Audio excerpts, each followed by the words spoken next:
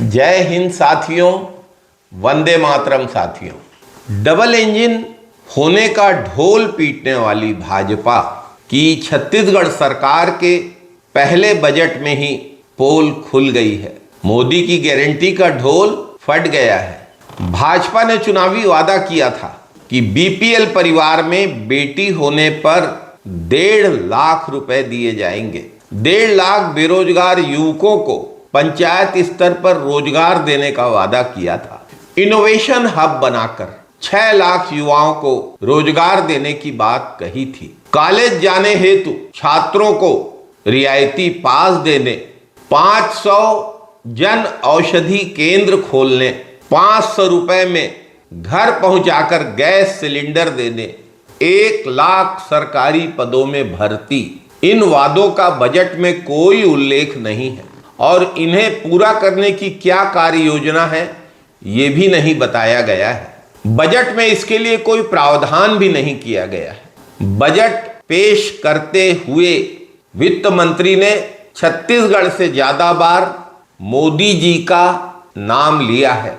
स्पष्ट है, छत्तीसगढ़ की भाजपा सरकार की प्राथमिकता में छत्तीसगढ़ और छत्तीसगढ़ के लोग नहीं, मोदी वंदना है। यह भी स्पष्ट हो गया है कि इस सरकार का रिमोट कंट्रोल दिल्ली में मोदी जी के पास है। मोदी जी की वंदना के लिए समर्पित इस बजट में केंद्र के द्वारा राज्य के साथ किए जा रहे भेदभाव को लेकर कुछ भी कहने से बचा गया है। अपने हक, अपने अधिकार की बात उठाने से इस बजट में परहेज किया गया है। केंद्रीय करों में जो राज्य का हिस्सा होता है वो रोका गया है। केंद्रीय करों में राज्य का हिस्सा, कोल की रॉयल्टी में राज्य का हिस्सा, इनके बारे में यह बजट और वित्त मंत्री दोनों खामोश हैं।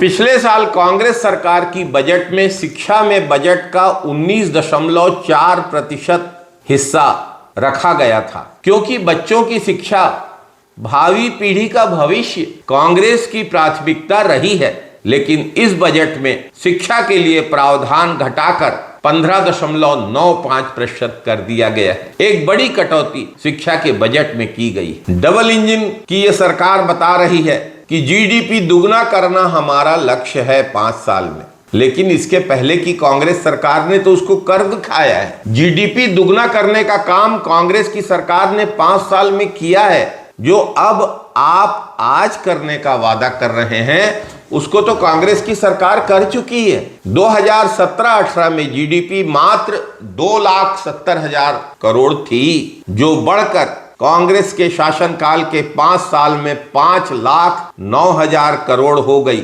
अर्थात कांग्रेस की सरकार में राज्य का जीडीपी दुगना हो गया था। कांग्रेस ने वो कर दिखाया है जिसको अब आप करने का वादा कर रहे हैं। अभी तक सरकार बने बमुश्किल 2 महीने हुए हैं और 5,000 करोड़ का कर्ज छत्तीसगढ़ की भाजपा की विष्णुदेव साय सरकार ले चुकी है। 2022-23 में कांग्रेस सरकार के समय राजस्व आधिक्य 2661 करोड़ था। 2023-24 में राजस्व आधिक्य 3500 करोड़ था। लेकिन इस बार विष्णुदेव सरकार में राजस्व आधिक्य घटकर 1060 करोड़ रह गया है। कुल मिला के विष्णुदेव सरकार ने अपने पहले बजट में छत्तीसगढ़ की जनता को, छत्तीसगढ़ के किसानों को, छत्तीसगढ़ की महतारी बहनों को निराश किया है। पिछले 3 साल से छत्तीसगढ़ की सरकार ने कोई नया कर्ज नहीं लिया था। भाजपा की सरकार आते ही 2 महीने में 4 बार कर्ज ले चुकी है। ये इनका वित्तीय प्रबंधन है।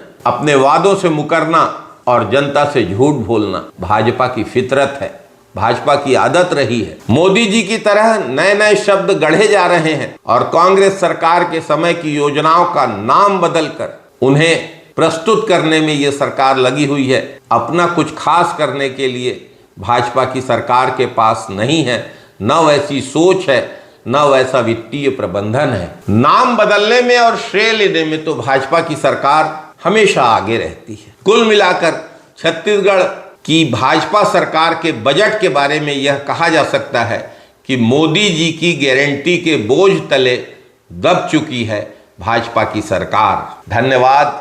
जय हिंद साथियों, वंदे मातरम साथियों, जय छत्तीसगढ़ साथियों, यदि आपको हमारे इस YouTube channel Congress the real voice of India में कही जाने वाली बातें अच्छी लगती हैं तो आप हमारे इस YouTube चैनल को सब्सक्राइब करिए, बेल आइकॉन दबाइए, हमारे इस वीडियो के लिंक को शेयर करिए, लाइक करिए, उस पर कमेंट करिए और इस लिंक को पोस्ट करिए। बहुत बहुत धन्यवाद।